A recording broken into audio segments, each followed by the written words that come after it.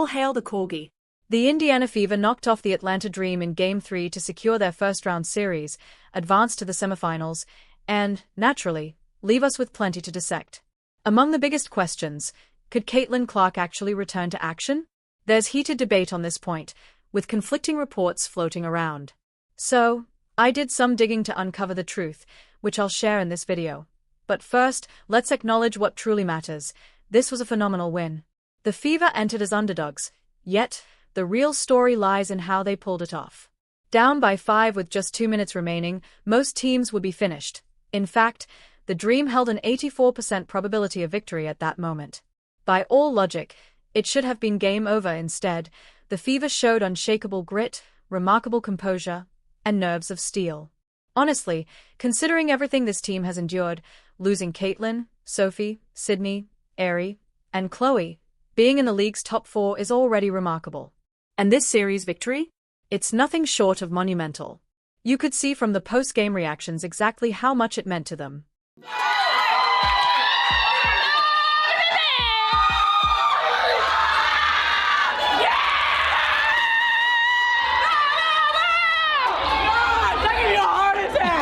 And while fans have voiced frustration with Stephanie White all season, particularly regarding how she's handled Caitlin Clark, there's one area where she deserves credit.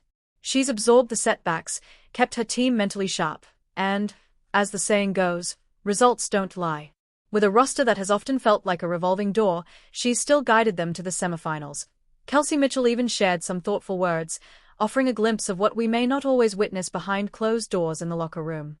Coach White has done a good job of talking about how much you guys mean to her. What does she mean to you? Maybe you as well. Oh man, I've had 5 coaches in 8 years.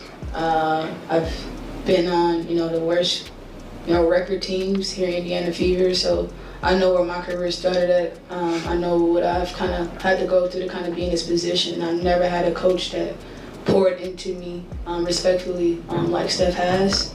I go where I'm valued, and I've never really felt that as a pro. And so, for the first time in my career, I really feel like I have someone that values what I bring to the table as a player and a person. Not just a player, but as a person. So, I always love Steph because she gave me an opportunity to kind of be who I am. And it's hard to do that and be that as a professional athlete. And when you find coaches that believe in you, I'll never take it for granted. So, thank you, Coach. Looking ahead, despite the complaints throughout this season and the moments we all wish had been handled differently, there have still been standout performers, and the locker room appears tight-knit. With Caitlin back in the mix next year, you'd have to believe they'll be legitimate contenders. Now, let's talk about a few entertaining moments that happened right after the game, ones the rest of the league could learn from. First, the Fever's admin wasted no time clapping back at our friends over at ESPN, who unanimously picked Indiana to lose. And honestly, that's sports. You prove it on the court, then you fire back when necessary. Maybe someone should pass that memo to Alicia Gray. She might as well be sponsored by Kleenex after getting a fan tossed out for what was nothing more than some light heckling. And to really drive this point home, just watch how the Fever responded to being booed after winning.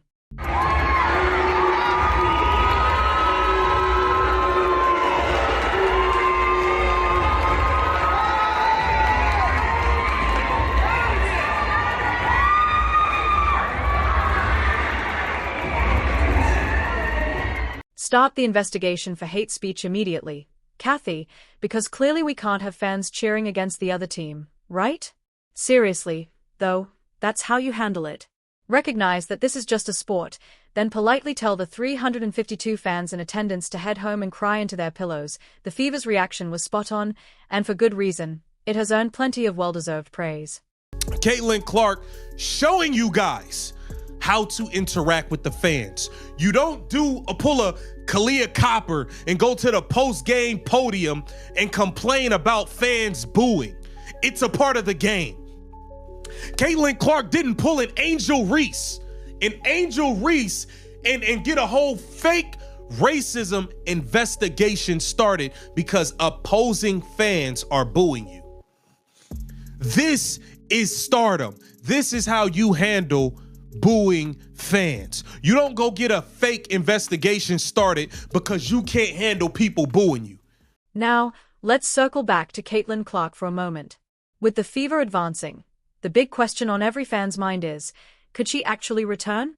After those clips surfaced of Caitlin practicing in Atlanta, jumping up and down on the sideline, you'd have to think it's at least physically possible. And according to Scott Agnes, the issue isn't her groin anymore. Scott Agnes, it's the groin. It's not the groin, it's the ankle.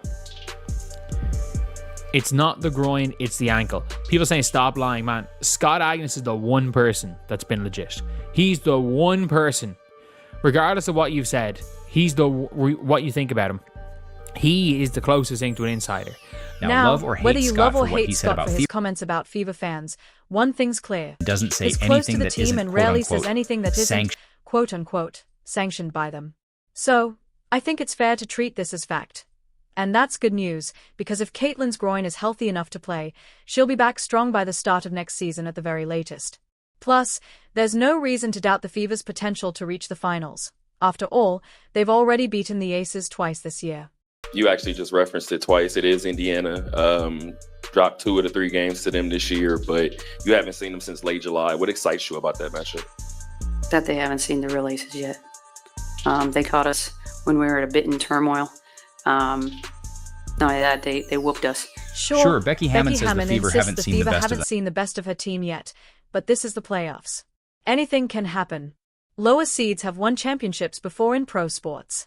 If Indiana makes the finals, it would give Caitlin enough time to ramp back up, and that, interestingly, would complete the Michael Jordan sophomore season arc. Like Caitlin, MJ missed most of his second year with a broken foot, only to return in the playoffs and drop an NBA record 63 points on the powerhouse Celtics in 1986. Caitlin's already proven she can bounce back from injury and dominate. Just look at her comeback against the Liberty, when she poured in 9 points in 38 seconds, drilling threes from way beyond the arc, and honestly, the rest of the WNBA should want this. Ratings have been flat, but with Caitlin, they'd skyrocket. Easily 4 million viewers once she returns.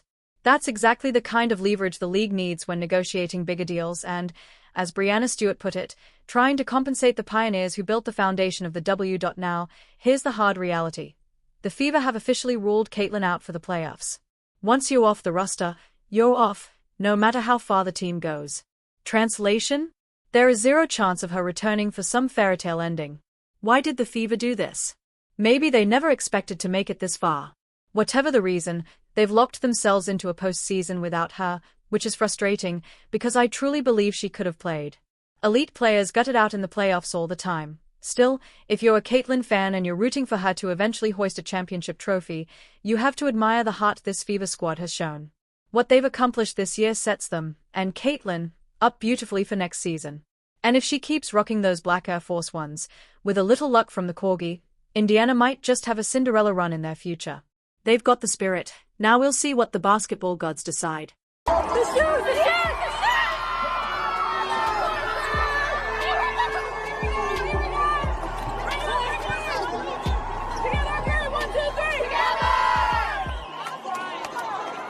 If you're still here, drop a W in the comments. You're the real MVP for sticking it out to the end. Thanks for watching.